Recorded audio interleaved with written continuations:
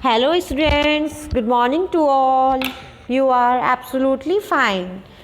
Today, I will teach you English grammar class 8. Today, our topic is active and passive voice. सक्रिय और निष्क्रिय आवाज. Chapter 10. Understand? Let's start our chapter. If the subject of a sentence is the doer of the action, it is called active voice. If the subject is the receiver of the action, it is called passive voice. Only a sentence with a transitive verb can be changed from active to passive. देखिए, यदि कर्ता वाक्य में, ठीक है ना, कुछ भी बोल रहा है या कह रहा है, उसको हम बोलते हैं एक्टिव वॉइस. ओके. लेकिन जब दूसरा उसको रिसीव करता है, इट मीन्स प्राप्त करता है, तो उसको हम बोलते हैं पैसिव वॉइस. ओके. और जब एक वाक्य में ट्रांजिटिव वर्ब का यूज़ हो रहा हो, तो उसमें हम active to passive, it means सक्रिय को निष्क्रिय बनाते हैं. That's clear. Have you already learned about active and passive voice in your previous classes? आप पहले भी एक्टिव और पैसिव के बारे में पढ़ चुके हैं. Okay. Here we shall learn about changing different kinds of sentence into passive. The following sentence are statements. See their active and passive form. I have written and posted the letter. This is called active voice. तो इसको हम change किस में कर रहे हैं? Passive voice में. तो पैसिव वॉइस बनाने के लिए हम क्या करेंगे? The letter has been written and posted by me. I को चेंज किया हमने मी में. This is called passive voice. तो इसी तरीके से आपको एक्टिव टू पैसिव सेंटेंसेस को चेंज करना है. Don't miss the subject of the active voice becoming the object of the passive. देखिए, जो हमारा एक्टिव में सब्जेक्ट है उसको हम पैसिव वॉइस में ऑब्जेक्ट बनाएंगे. That's clear. The object of the active voice in the passive voice में वो क्या बन जाएगा? सब्जेक्ट बन जाएगा. The structure of the passive voice is subject plus accessories verb from of be past participle of the verb की third form plus by plus object. ये this is formula of active to passive voice. The sentence of the active does not change in the passive. Future continue and the all perfect continuous tense have no passive form. We can change only a sentence with a transitive verb from active to passive. First rules, passive of sentence in direct tense. Different tense में passive voice दे रखे हैं, हमें active बनाना है और active to passive बनाना है. तो simple sentence में हम क्या करेंगे? सब्जेक्ट प्लस इज़ारम प्लस वर्ब की third form plus by plus object. जैसे ही राइट्स पोएम, एक्टिव दिया हुआ है तो इसको हम पैसिव बनाना है, तो पोएम पहले आ जाएगा, इज़ारम का यूज़ होगा, रिटर्न आ जाएगा वर्ब की फर्स्ट फॉर्म नहीं आएगी, वर्ब की थर्ड फॉर्म ऐड होगी. बाय फिर ही को हिम में सभी का ऑब्जेक्ट लिखना है. जैसे कि ही शी आई. ही का ऑब्जेक्ट हिम, शी का ऑब्जेक्ट हर, आई का ऑब्जेक्ट मी, वी का ऑब्जेक्ट आवर, यू का ऑब्जेक्ट योर्स. तो इसी तरीके से सभी के ऑब्जेक्ट्स आपको साइड में लिख लेने हैं जब आप सेंटेंसेस को बनाएंगे. Simple past. अब हमें सिंपल पास्ट बनाना है. पहले हमने सिंपल प्रेजेंट बनाया था, तो फॉर्म क्या लगेगी उसमें? सब्जेक्ट प्लस वॉज वर्ब, क्योंकि पास्ट में क्या लगता है हमारा? वॉज वर्ब प्लस वर्ब की third form plus by plus object. That's clear. For example, she helped him. This is called active voice. He was, he को हमने सब्जेक्ट बनाना है, तो ही का हिम को क्या बनेगा? He. Was helped by, she को object her. This is called passive voice.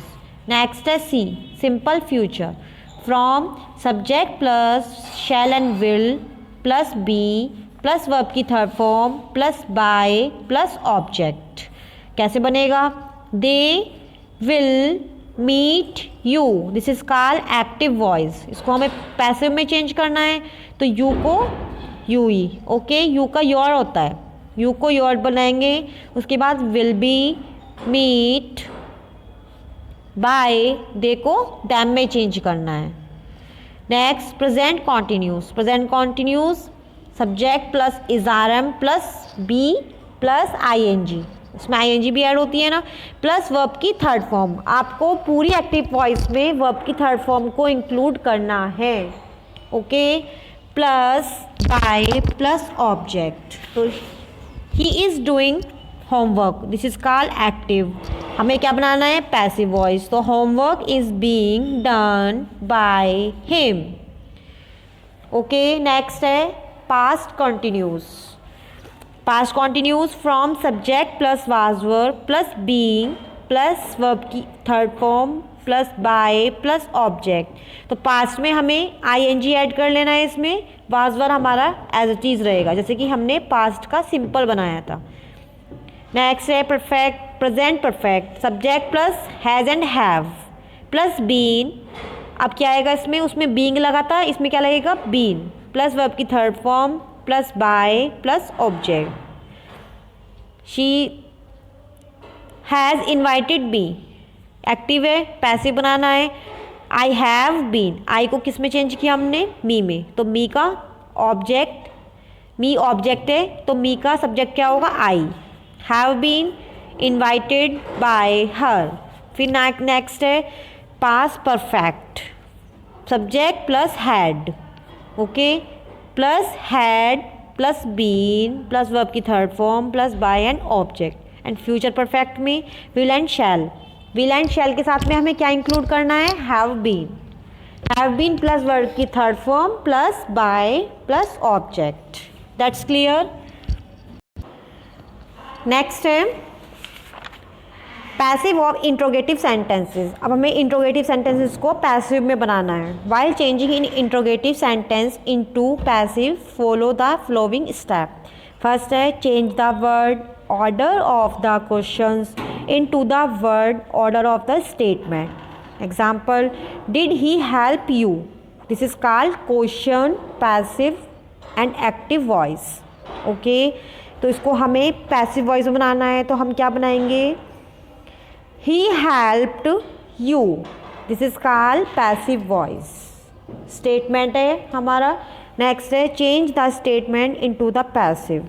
Example, he helped you क्या हुआ हमारा? एक्टिव। पैसिव वॉइस बनाना है तो यू का your, were, helped by him. Next change the word order to back that of the questions. For example, you were helped by him. एक के बाद एक प्रोसेसिंग हमारी इसमें चलती रहेगी, किसमें? इंट्रोगेटिव सेंटेंसेस में। तो वर, यू हेल्प्ड बाय हिम, वर क्या आ गया? सबसे पहले आ गया, उसके बाद यू आ गया, हेल्प्ड आ गया और बाय हिम आ गया। ये हमारा पैसिव वॉइस हुआ। अंडरस्टैंड।